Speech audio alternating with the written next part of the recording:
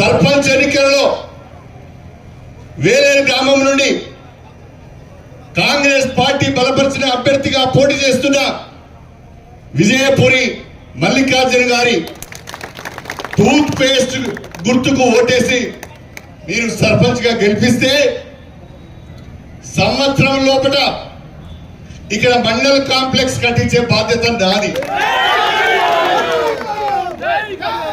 6 నెలల లోపల ఇప్పుడు వేగంగా గండిరామరం పనులు జరుగుతున్నాయి. 6 నెలల లోపల గండిరామరం ఎత్తిపోతల పనులు పూర్తి చేయించి వేలేరు రైతాంగానికి గోదావరి జలాలు అందించే బాధ్యత నాది. వచ్చే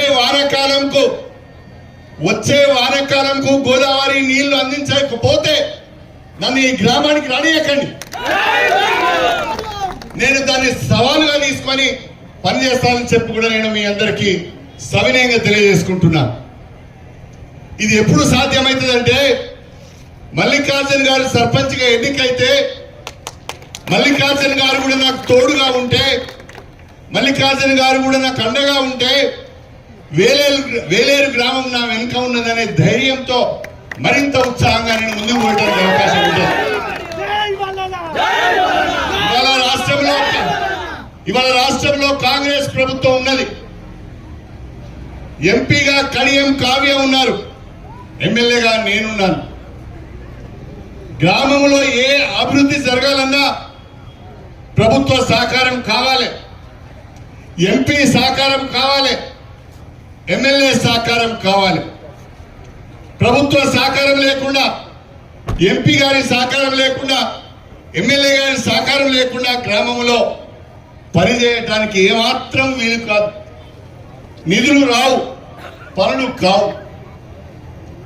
అదే కాంగ్రెస్ పార్టీ బలపరిచిన విజయపురి మల్లికార్జున గారిని సర్పంచ్ గా ఎన్నుకుంటే నేను సర్పంచ్ గారు, నేను ఎంపీ గారు అందరం కలిసి ప్రభుత్వం దగ్గరికి వెళ్ళి వేలేరు గ్రామానికి ఎక్కువ నిధులు తీసుకొస్తామని చెప్పి ఈ సందర్భంగా తెలియజేస్తాను.